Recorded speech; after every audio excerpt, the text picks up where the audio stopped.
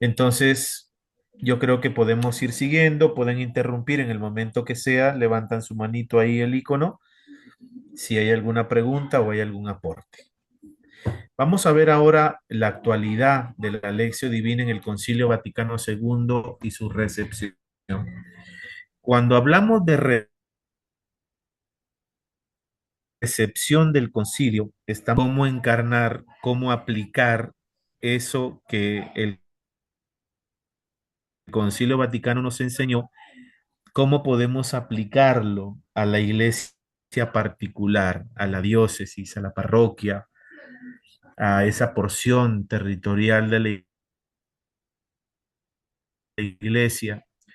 Y aquí la importancia de la lectura. ¿Cuántas constituciones tiene el Concilio Vaticano II? A ver,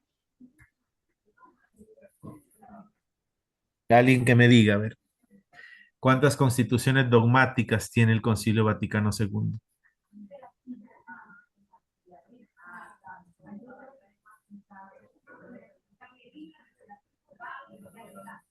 Cuatro, padre. ¿Cómo? Cuatro constituciones, padre. Cuatro constituciones. ¿Cuáles son? A ver,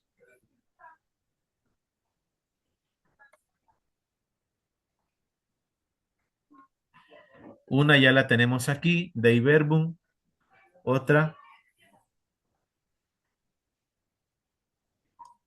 Sacrosanctum Concilium, Sacrosanctum Concilium, que es sobre la Divina Liturgia. ¿Qué más? Gaudium et Spes, Gozo y Gaudium Esperanza, et Spes, y la que habla sobre la iglesia,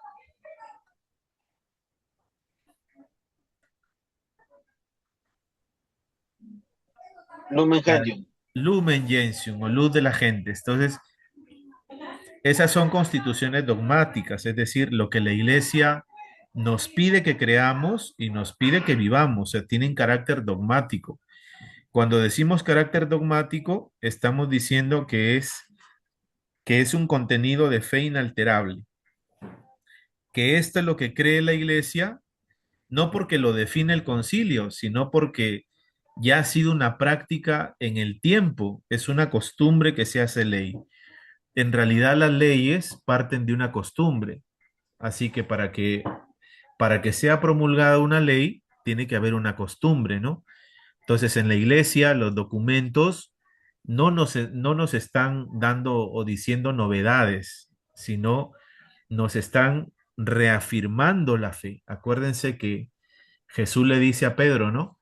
Confirmen la fe a tus hermanos. Entonces, la Iglesia Universal en el concilio, en un concilio, en este caso el Concilio Vaticano II, nos transmite de manera categórica, de manera dogmática, de manera fehaciente, una verdad inamovible en su fondo, en su estructura, en su contenido. Y vale la pena que nosotros podamos enterarnos de lo que la iglesia nos viene enseñando sobre ella misma, sobre la liturgia, sobre la palabra de Dios, sobre cómo debe ser la iglesia y sobre todo el cristiano en el mundo de hoy, ¿no? Entre gozos y esperanzas, pero también entre sufrimientos y dolores, ¿no? Entre el dolor y la esperanza, como se caracteriza el continente latinoamericano.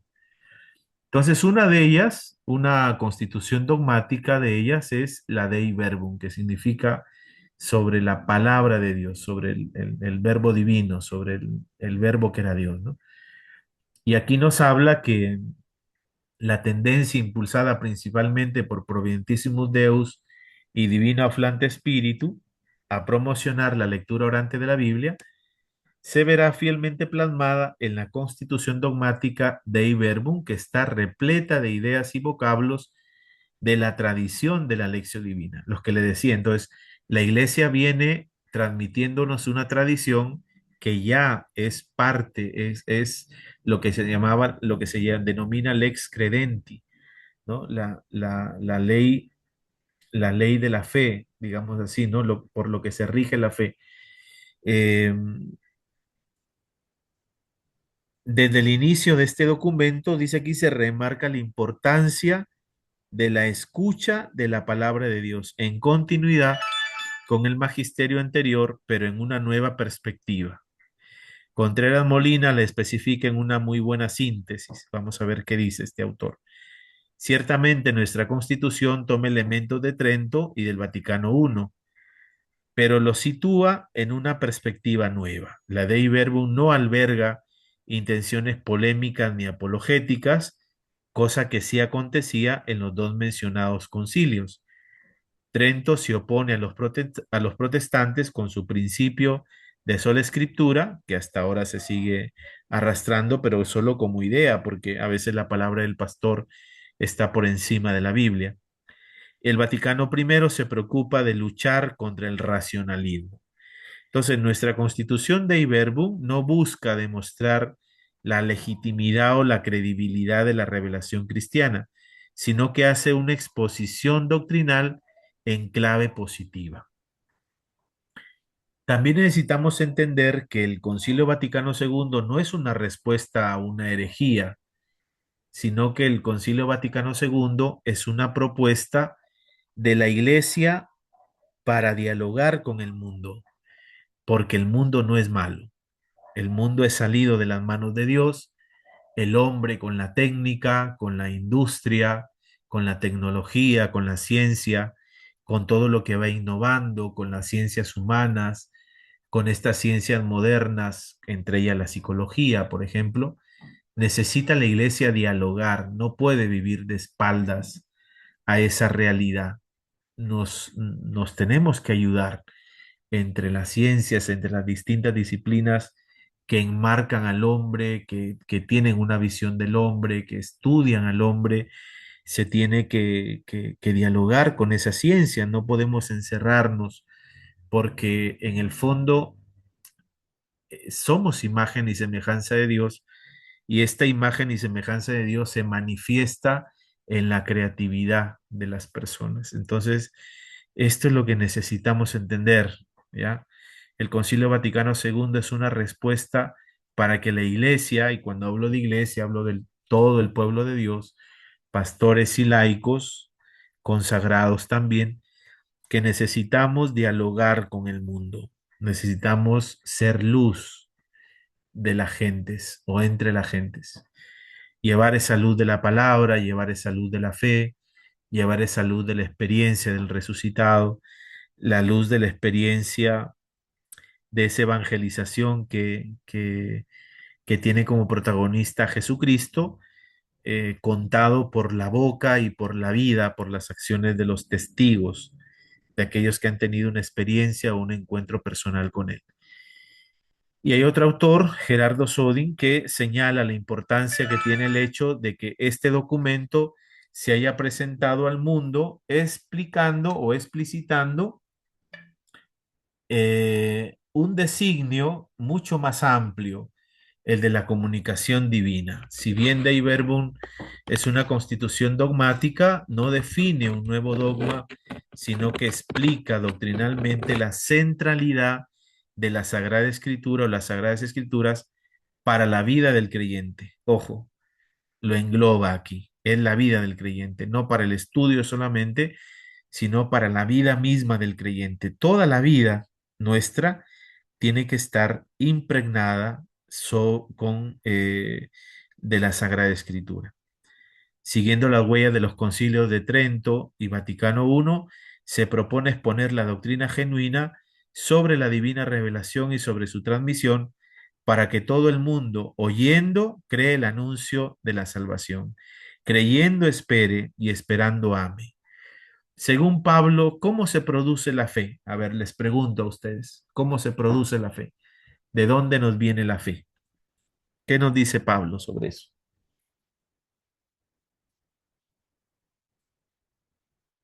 ¿Están por ahí o La ya fe, se fueron a dormir? sí, sí. La fe nos viene por medio del Espíritu Santo que nos hace llegar, que nos hace llegar el Señor, o estoy equivocado. Mm, no es acertado contextualmente sobre este tema. Por De medio de la la escucha, conversión, ¿Cómo? por por medio el de la conversión, escucha palabra de Dios, el bautismo. La fe viene del oír la palabra, escuchar la palabra. Por tanto, tiene que haber alguien quien la anuncie, ¿ya? Por eso es importante la evangelización, la predicación, una evangelización que anuncie el evangelio, no que anuncie otras cosas. Si queremos gente que crea, que verdaderamente reciba la fe, tiene que, la iglesia tiene que evangelizar. Por eso lo primero, la tarea más importante, la prioridad de la iglesia es la evangelización. La iglesia vive para la evangelización, vive por la evangelización. Necesitamos una evangelización obviamente estructurada. Nosotros tenemos un plan pastoral con las cuatro áreas de la evangelización. La evangelización es amplia, por eso hay que ponerla en dimensiones. Entonces, la prioridad en nuestra iglesia es la evangelización. ¿Por qué? Porque la fe viene del oír la palabra de Dios. Es necesario la predicación, necesitamos predicar, necesitamos evangelizar. Evangelizar con la vida misma, siendo testimonio de vida, evangelizar con las palabras, usando una nueva evangelización, nueva en sus métodos, expresión, en su ardor, buscar formas distintas de evangelizar, la creatividad para la evangelización, de tal forma de que a los bautizados insuficientemente evangelizados, necesitamos una nueva evangelización para ellos, ¿no? Presentarles de manera novedosa, con la novedad misma del Evangelio, para que, para que las personas que han recibido la semilla de la fe, esa semilla pueda germinar y dar fruto en el momento, ¿no? Entonces, en el propósito que menciona este párrafo, se esboza brevemente, junto con otras nociones, el itinerario espiritual que propone la lección divina, porque amar esperando de alguna manera es enunciar en acción los frutos de la contemplación y de la acción. Estos frutos en la práctica no son otra cosa que el seguimiento de Cristo. Contemplo al maestro y el maestro me va a pedir que le siga. El maestro me va a pedir que sea su discípulo. Es siguiéndolo a él, pero no es siguiéndolo a él a ver, para entenderlo, no es un seguimiento histórico, no es un seguimiento físico, eso se entiende, ¿no? Sino el seguimiento a Jesús comprende el estar con el maestro ahí donde nos toca estar. Recuerden que este hombre, al endemoniado de Gerasa, cuando le dice, Señor, déjame que yo vaya contigo. ¿Y qué le dice el Señor? Ve a evangelizar a tu familia. Anda, habla a los tuyos de lo que te ha pasado, de lo que Dios ha hecho contigo, ¿no? Entonces la evangelización es integral, la evangelización no se reduce a una sola forma, no se reduce a un solo método, a unas estructuras, no, sino la evangelización es dinámica. Cuando hablo de dinámica, pues hablo también de creatividad, de que es una evangelización que ahí entra el Espíritu Santo para abrirnos los ojos a la realidad, ¿no? Y en esa realidad, ¿cómo yo puedo evangelizar? ¿Cómo puedo iluminar a esa realidad desde la palabra? Entonces, estos frutos en la práctica, dice, no son otra cosa que el seguimiento de Cristo. Dei Verbum no deja de señalar la centralidad de Cristo en la revelación como mediador y plenitud de la misma. Este plan de la revelación se realiza con palabras y hechos intrínsecamente conexos entre sí, de modo que las obras realizadas por Dios en la historia de la salvación manifiestan y confirman la doctrina y los hechos significados por las palabras. Y las palabras, por su parte, proclaman las obras y esclarecen el misterio contenida en ellas. Pero la verdad íntima acerca de Dios y acerca de la salvación humana se nos manifiesta por la revelación en Cristo, que es a un tiempo mediador y plenitud de toda la revelación. Jesús es lo máximo, pues no, Jesús, el Dios encarnado, el Dios que nos trae la novedad de un Dios que es amor, de un Dios que quiere que instauremos su reino en medio de nosotros. Y es aquí la centralidad de Cristo que puede entenderse como la autorrevelación de Dios. Esta revelación posee un carácter personal, histórico y a su vez cristocéntrico. Cristo mismo es sujeto y contenido de la revelación que acontece en la bondad y sabiduría de Dios. Él es la imagen de Dios invisible. En él se revela el rostro de Dios. Es precisamente la fe en Cristo muerto y resucitado por nuestra salvación en correspondencia con la primera actitud que exige la lección, que menciona dicho documento para acercarse a la lectura de las Sagradas Escrituras. Ahí está Cristo, muerto y resucitado, que entregó su vida por ti y por mí, pero que está victorioso, es el Señor. Y como es el Señor, necesitamos leer las Sagradas Escrituras a partir del hecho de la resurrección, de un Jesús que es el Rey del universo. El segundo gran requisito es aproximarse a la lección divina en el marco de la interpretación brindada por la tradición eclesial y por el magisterio, que como señala el documento se encuentra al servicio de la palabra de Dios. El magisterio, la enseñanza oficial de la iglesia tiene que facilitarnos la comprensión de esa palabra para que no vayamos a equivocarnos, ¿no? Leamos entonces lo que nos dice la Dei Verbum número 9.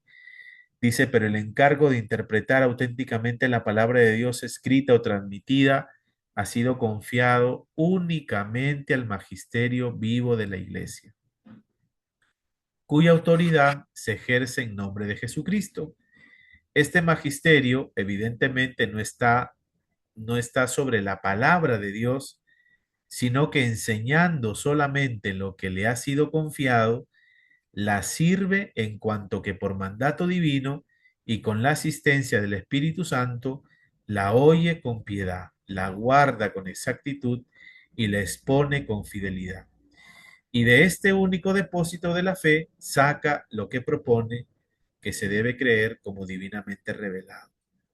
Es evidente, por tanto, que la sagrada tradición, la sagrada escritura y el magisterio de la Iglesia, según el designio sapientísimo de Dios, están entrelazados y unidos de tal forma que no tiene consistencia el uno sin el otro, y que juntos, cada uno a su modo, bajo la acción de un único Espíritu Santo, contribuyen eficazmente a la salvación de las almas. Entonces, palabra de Dios, magisterio de la iglesia, van juntos. El magisterio nos ayuda a centrarnos en esa palabra, a no ir por una interpretación subjetiva, una interpretación sesgada, sino la Biblia se entiende dentro de la iglesia, en sintonía con la iglesia. No podemos leer la escritura y estar en contra de la iglesia, ¿no? Como los otros grupos no católicos, leen la escritura sin la iglesia y van en contra de la iglesia. Entonces, son cositas que necesitamos entender, ¿no? Porque a veces a partir de la lectura de la palabra, pues no podemos tomar interpretaciones que nos van a enfrentar con la iglesia. Al contrario, la lectura de la palabra nos ayuda y nos enseña a profundizar el misterio de la iglesia donde ella se gestó, donde la misma Biblia, la misma escritura se gestó. ¿Por qué? Porque nos narra la experiencia de una comunidad, es una experiencia colectiva, a pesar de que haya sido Pablo el autor de Timoteo, que le escribe a Timoteo, a Tito, ¿no? Son personajes, pero también son líderes, son obispos de una determinada comunidad. Entonces el obispo no puede pensar solo, por sí solo. El obispo es obispo para una grey, es pastor de una iglesia. No se entiende el pastor sin rebaño, ¿no? Por eso es que el obispo tiene un anillo que es el compromiso con su diócesis. Ese es el sentido, ¿no? Por tanto, la iglesia pues nos va a ayudar a la interpretación en sintonía con la iglesia, con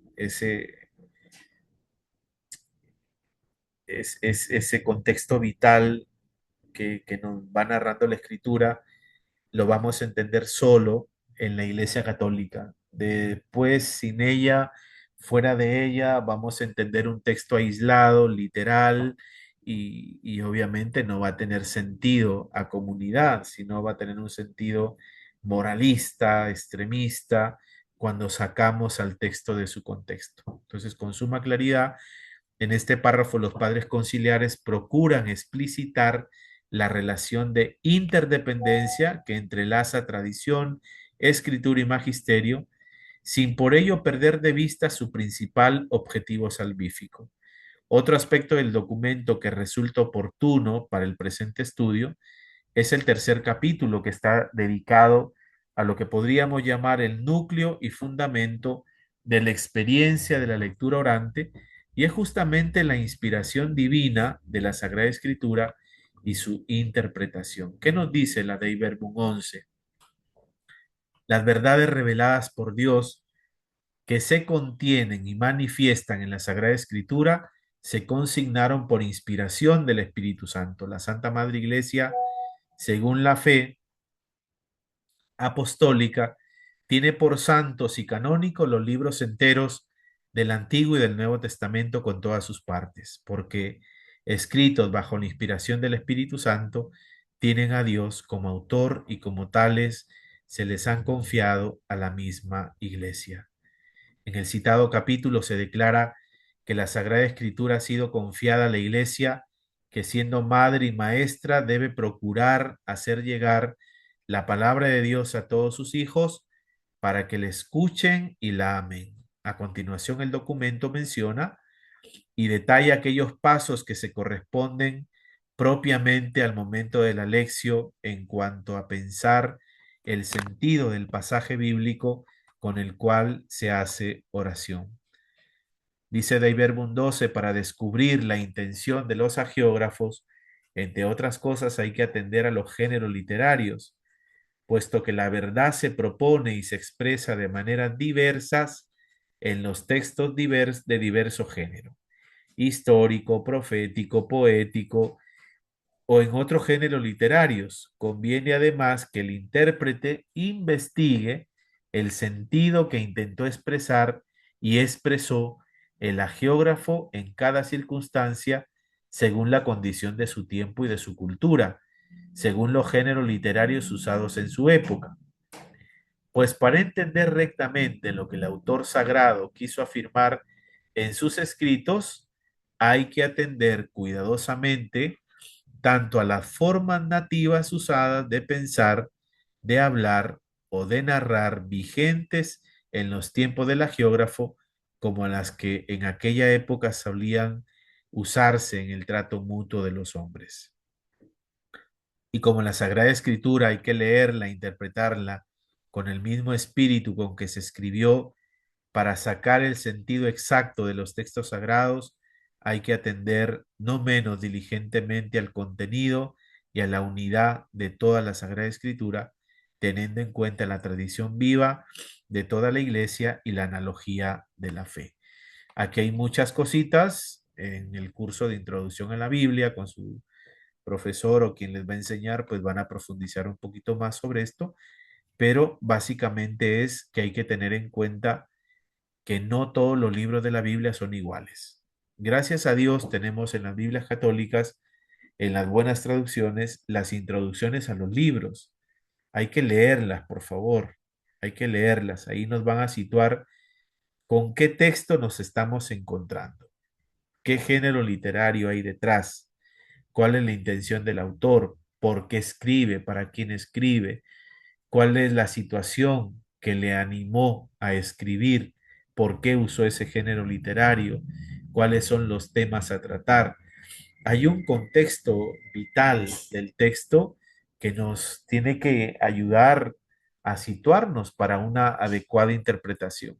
No podemos usar el texto como excusa para querer decir algo, sino que hay que entender su sentido para que tenga una interpretación adecuada. Entonces, en el mencionado párrafo se evidencia el aprecio por el estudio e investigación de los exégetas al servicio del acercamiento de los fieles a la escritura en comunión con la tradición y el magisterio, para que sea interpretada con el mismo espíritu que fue inspirada. Mismo espíritu, no otro. Este espíritu no se refiere tanto al sentido de lo que quiso decir el geógrafo, sino a lo que expresó inspirado por el Espíritu Santo, pero con palabras humanas. Repito, este espíritu no se refiere tanto al sentido de lo que quiso decir el geógrafo, es decir, a lo que está escrito, sino a lo que expresó inspirado por el Espíritu Santo, pero con palabras humanas. ¿Qué hay detrás de ese ropaje literario? Como mencionaremos más adelante, es constante la advertencia de los autores y documentos magisteriales dedicados a la lección sobre riesgo de manipular el sentido de la escritura a conveniencia del lector o de la comunidad que realiza la lectura orante. En este punto, tal como señala el concilio, es de vital importancia considerar la tradición y el magisterio de la Iglesia.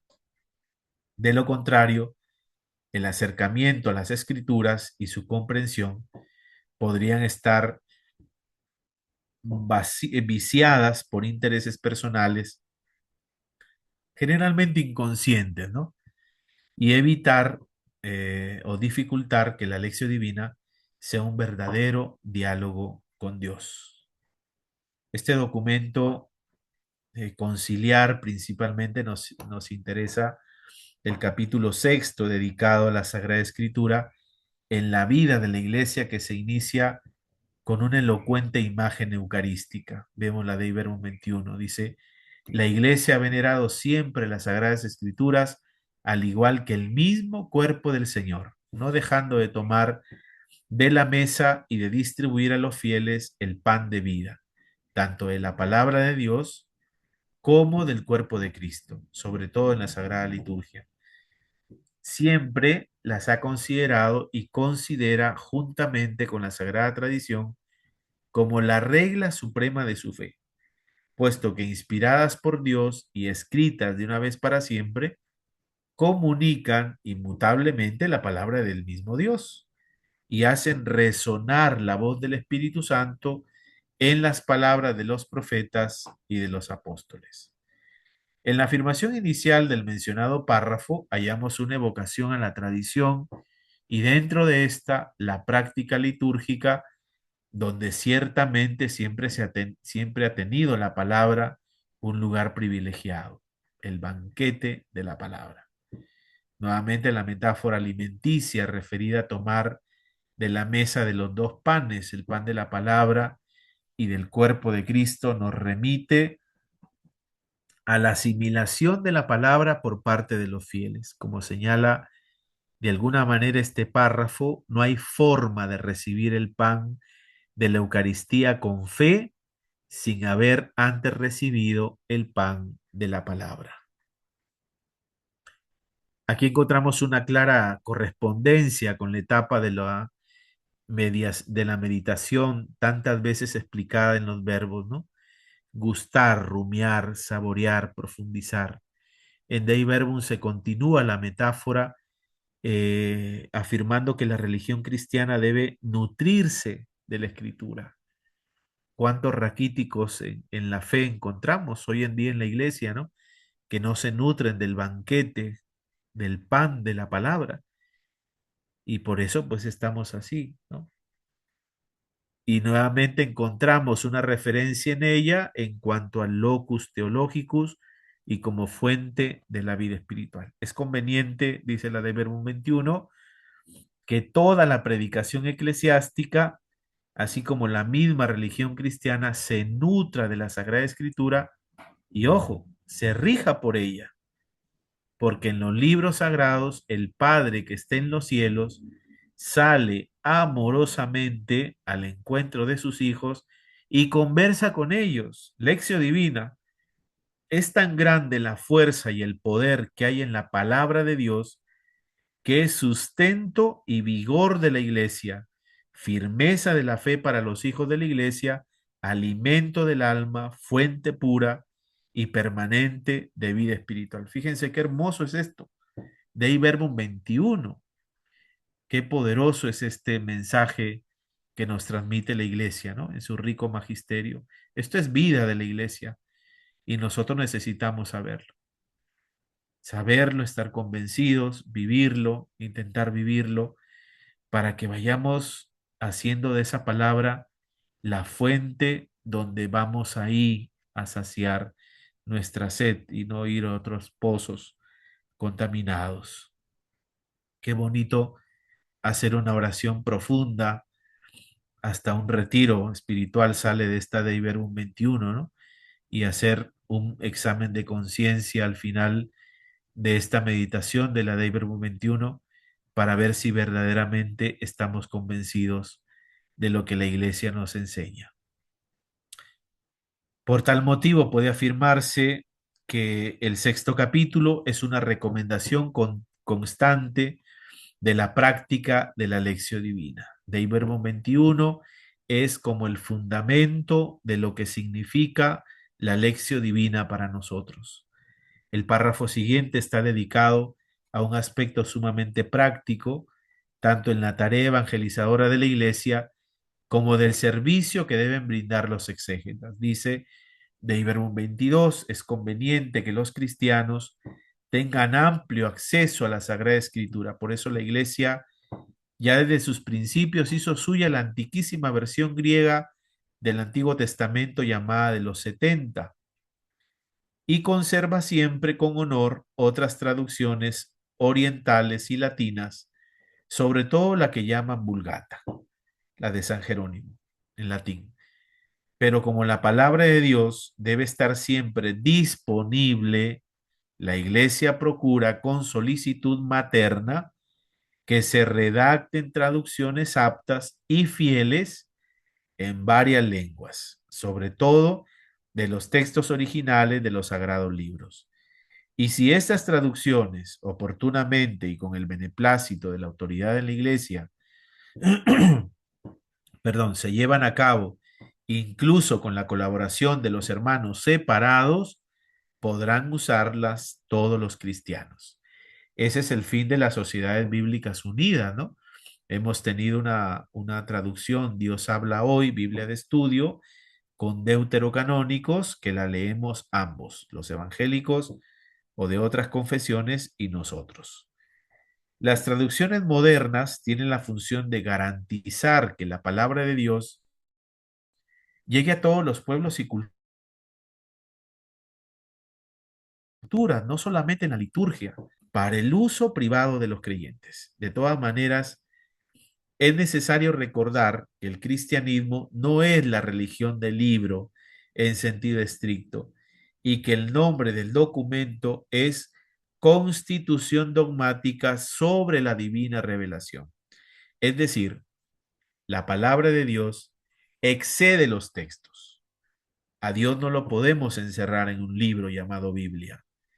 Esta palabra escrita no contiene en sí el misterio, pero lo anuncia y lo celebra junto con el magisterio y la tradición. En síntesis, con este decreto, la Iglesia ratifica y promueve aún más y con toda su autoridad la restauración de la lección divina en la vida monástica.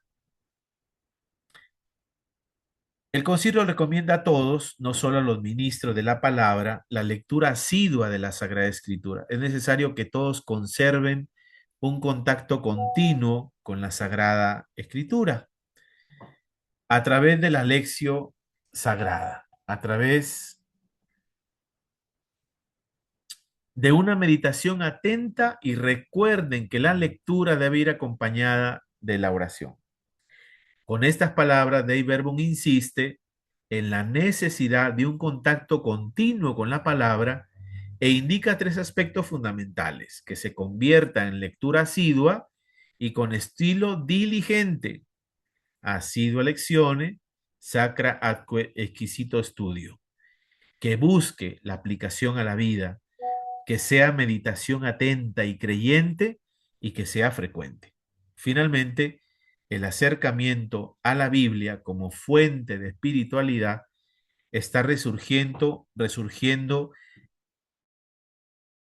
en el ámbito católico con especial vigor en los últimos años, debido sobre todo al impulso dado por el Concilio Vaticano II, fundamentalmente en la constitución dogmática que acabamos de mencionar. Aquí ya no se trata de recomendaciones, sino de una imperiosa llamada de la Iglesia como madre y maestra. ¿Qué significa imperiosa llamada de la Iglesia como madre y maestra? La palabra imperiosa es que tenemos que hacerlo sí o sí, es un mandato. Y Dei Verbum tuvo un fuerte impacto en la vida de la iglesia, en la cual la Biblia traducida y reinstalada profusamente en su ámbito más propio, la liturgia, ofrecida y accesible a los fieles, renovaba la catequesis, la oración personal y comunitaria. De esta manera, ante el lamentable panorama del exilio de la Biblia en la vida, reflexión y oración de la Iglesia, planteado en el capítulo anterior, Dei Verbum impulsó caminos y nuevas perspectivas. La Constitución sobre la revelación inició un profundo proceso de transformación en el ámbito de los estudios bíblicos, la teología y la pastoral católica que nutren y fomentan el cultivo de la espiritualidad de los creyentes. Bueno, creo que hay muchísimo para meditar, para orar, para profundizar, pero me gustaría que compartan algunos de ustedes en estos 10 minutitos que nos quedan, que compartamos, que vayan compartando qué es lo que más les resonó en el corazón, qué es lo que les llegó al corazón de esto que estamos nosotros aprendiendo en esta clase. Les escucho. Patricito, buenas noches. Buenas noches, dime. Estaba levantando la mano cuando estaba tocando el numeral 12, cuando hablaba acerca de la interpretación. Ya. Bueno, dentro de nuestra iglesia, ya nuestras Biblias, debajo de la línea, tiene digamos así, la interpretación de los capítulos, ¿cierto? En ese sentido, por ejemplo, si nosotros como catequistas tenemos alguna duda, recurrimos ahí. O aparte, dentro del magisterio, ¿hay algún otro texto que explique qué quiere decir, digamos así, ciertas palabras, verbos que se utilizan en la Biblia? ¿O basta con los pies de páginas? No, no, no, no, no, no, no, no. Tenemos los comentarios bíblicos, eh, tenemos folletos, tenemos subsidios de estudios bíblicos, de exégesis, comentarios bíblicos, de hermenéutica. Hay libros que nos ayudan a profundizar cómo entender la iglesia, cómo entender la Biblia, perdón, pero sobre todo los comentarios bíblicos. Tenemos el comentario de Shekel, tenemos el comentario de San Jerónimo, tenemos el comentario internacional, tenemos el comentario bíblico latinoamericano, tenemos el comentario del padre Kaiser, este fundador de las hermanas, creo que es del Verbo y Víctima, creo que es, no recuerdo exactamente, un alemán, ¿no? Que dejó también un libro grueso sobre la interpretación bíblica, un poquito sencilla, profunda, capítulo por capítulo, pero no nos basta un comentario bíblico a pie de página, sino que existen más comentarios bíblicos. De hecho, habría que acudir a ellos, ¿no? Tenemos los folletos que la conferencia episcopal sacó de la Comisión de Biblia y Catequesis, presidida por Monseñor Gerardo. Tenemos esos libros, las guías bíblicas, no sé si recuerdan que cada año en las asambleas vicariales teníamos esas guías. Sería bueno que compren, cada uno de ustedes tenga la colección de esas guías bíblicas para el estudio bíblico. Ahí tenemos un montón de estudio bíblico sencillo, profundo sobre eso, ¿no? Entonces, no nos contentemos con eso, ¿ya? También yo les diría que tengan una Reina Valera, tengan una Biblia de los Testigos de Jehová para el estudio, es decir, en la comparación de los textos. A ver qué quiere decir este texto, por dónde va este, cómo lo traduce la Biblia cómo traduce la Biblia de los testigos de Jehová, cómo traduce este, cómo traduce el otro. Entonces, sería bueno, no hay que votar esas Biblias, hay que tenerlas para que hagamos un estudio comparativo de la escritura. ¿Ya? Sí. Gracias, ¿Alguien padre. más? Gracias, gracias. ¿Alguien Padre, más? pero también, padre, al final de la Biblia, en la parte final, también hay explicaciones sobre algunos términos que se emplean en la lectura, básicamente del Antiguo Testamento, ¿no? Sí, sí. Por eso, miren, les digo que hay que comprar buenas Biblias, hay que tener buenas Biblias, buenas traducciones de Biblias, entre ellas la Jerusalén, entre ellas la Biblia de América, la Biblia española de la Conferencia Episcopal Española, tenemos una Biblia de América, latinoamericana del CELAM, que sacó esa Biblia de América, tenemos también la Biblia de Shekel. Entonces, hay buenas Biblias que nos ayudan a adentrarnos en una interpretación adecuada, ¿no? Porque hay que leer las introducciones. A veces nosotros nos vamos al texto, entonces no, no hay que irnos solamente al texto, hay que ir a la introducción. Creo que tenemos la mala costumbre de entrar al contenido, igual de otros libros, pero no vamos al prefacio, no vamos al prólogo, hay que ir a la introducción de los libros, ¿no? Para darnos cuenta de dónde nos estamos metiendo. ¿Alguien más había levantado la mano? Creo Cristian, no sé quién veo por ahí. Sí, padre, buenas noches. A ver, cuéntanos. Justamente lo que acaba de explicar, porque yo decía entonces que voy a comparar todas esas con mi latinoamericana, no creo, digo. Entonces hay que conseguir mejores, unas Biblias mejores. Bueno, no hay que desecharla, pero han sacado una Biblia latinoamericana de estudio. Creo que está algo de 100 soles, 120 soles. Hay una Biblia que Bien, padre, la han gracias. profundizado un poquito más. Se Sí, sí, llama Biblia Latinoamericana de Estudio. La misma Biblia Latinoamericana, la traducción que tenemos, pero es de estudio. Sí, ya, ya. hay tablas, cuadros comparativos, es un poquito más profunda. Buena idea. Gracias, Bien, padre. pero Eso me estaba interesa faltando. saber qué le ha resonado, qué les ha resonado de este tema, porque han habido cosas muy bonitas aquí, ¿no? Que han salido del mismo documento del Magisterio. ¿Qué nos ha tocado esta noche de lo que la iglesia nos enseña? Bueno, definitivamente, padre, es que tenemos que leer y profundizar sobre ella, porque una mala costumbre que tenemos casi todos los católicos es no leer. Sí, Tenemos la Biblia en casa, muy bonita, muy forrada, muy limpiecita, a veces empolvada, pero no la leemos. así Entonces, es. y yo creo que ese es lo que a mí más me resalta, ¿no? O sea, quitarnos esa flojera, ese cansancio o ese desgano y leerla para entenderla bien. Ujú.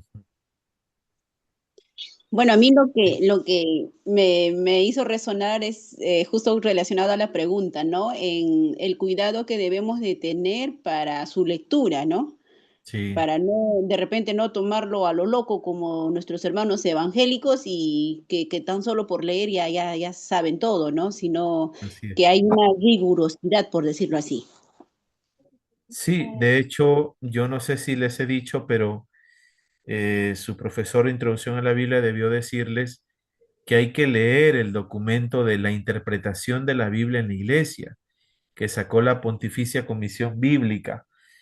Hay que leer ese documento, hay que entenderlo, hay que leerlo, hay que enterarse. Ahí nos va diciendo sobre los capítulos oscuros de la escritura. Oscuros en el sentido de que se pueden interpretar mal, sesgadamente, ¿no? Como por ejemplo la muerte de los primogénitos en Egipto, cómo ese Dios que ama la vida va a matar al hijo del faraón, ¿no?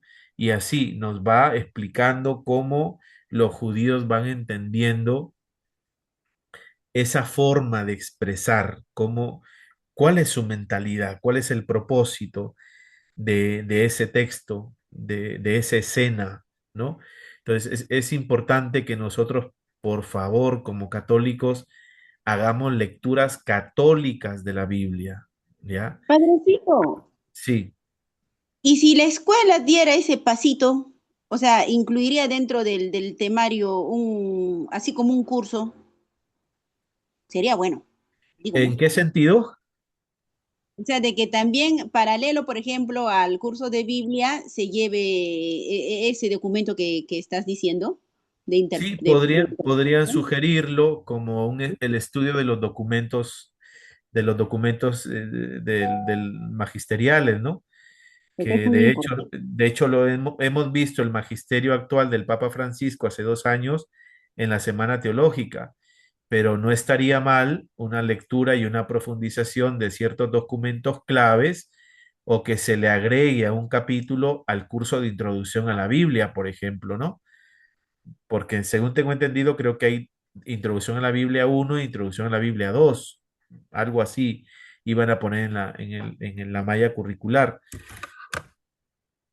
Porque sí, es necesario, es Padre, necesario para nosotros no equivocarnos, ¿no? Porque, por ejemplo, hay algunos que yo he escuchado que niegan la existencia de Adán y Eva. Y si tú niegas a Adán y Eva, entonces no hay pecado original. Entramos en crisis. Claro, porque las figuras, tuvo que haber una pareja de inicio, no venimos de una piedra, ¿no? Venimos de otro ser humano hecho por Dios, entonces tuvo que haber una primera pareja, ¿no? Y entonces el inicio de la humanidad está ahí. De hecho, la ciencia nos enseña la genética de que la Eva genética, y así se llama, es de África, es de origen africano. O sea que en el fondo, en la raíz de nuestro ADN, provenimos de una Eva Negrita. africana. Imagínense. padre, Y lo Entonces, que eran como si hijos la, del diablo. padre, si la padre, misma ciencia nos dice que genéticamente hay una Eva genética, entonces, ¿cómo? Ese es un aval, es un fundamento que avala y garantiza las verdades de la fe católica, ¿no? Entonces, no podemos ir con cuentitos tampoco, porque por jugar un poquito así, vamos a traer abajo muchas cosas, ¿no? Entonces no hay pecado original, niegas a Adán y Eva, entonces no hay pecado original, no hay tentación, no tiene sentido nada, ni la redención, ni la encarnación, ni nada, porque ¿de qué nos ha redimido? Si el mismo pregón pascual dice, ¿no? Sin el pecado de Adán, Cristo no nos habría rescatado. Oh feliz culpa que mereció tan grande redentor. Entonces hay que tener mucho cuidado y como católicos y nosotros que estamos aquí en esta escuela de evangelización para ser evangelizadores fieles a lo que la iglesia nos enseña, porque somos servidores de la iglesia, tenemos que saber lo que la iglesia nos manda a creer. Bien, padre, Parroquia Pangoa levantó la mano y padre, Bismarck, con esas soy, dos soy Vanessa intervenciones. Medina, Sí, padre. escuchamos. Buenas noches. Sí, le agradezco por el tema, padre, y bueno, nos hace reflexionar también lo que viene a ser, ¿no? Lo que mencionaba ahí, que la palabra y el magisterio van unidos, y aparte de ello también me llamó mucho la atención que primero nutrirnos, alimentarnos del pan de la palabra y el cuerpo de Cristo, ¿no? Eso, verdad que me marcó bastante. Sí, gracias. De hecho, aquí no he leído los mensajes, pero aquí había algo. Entonces la tradición precede a la escritura, por lo menos a su parte. No, la tradición precede a toda escritura desde los primeros tiempos, porque la tradición oral es la que va forjando la escritura para que se perenice en el tiempo. Ustedes saben que las tradiciones orales, las personas cuando van a otros lugares, cuando migran o emigran, hay el peligro que se rompa el sentido original y auténtico de esa tradición. Entonces es mejor ponerla por escrito para que perdure. Recuerden que el pueblo de Israel ha sido un pueblo exiliado, ha estado metido en otras culturas, ¿no? Entonces hay mucho peligro, hay peligro incluso de nuestra gente cuando va al extranjero, el peligro de perder su identidad, de perder lo que es. Entonces, un pueblo que ha sido marcado por un Dios que ha mirado su humillación, no tiene que perder eso, ¿no? Pues el Éxodo va a marcar el punto de partida de su identidad como ese pueblo rescatado por Dios. Y de hecho que es pueblo porque Dios los convoca y los reúne. Bien, Bismarck, a ver qué nos cuentas.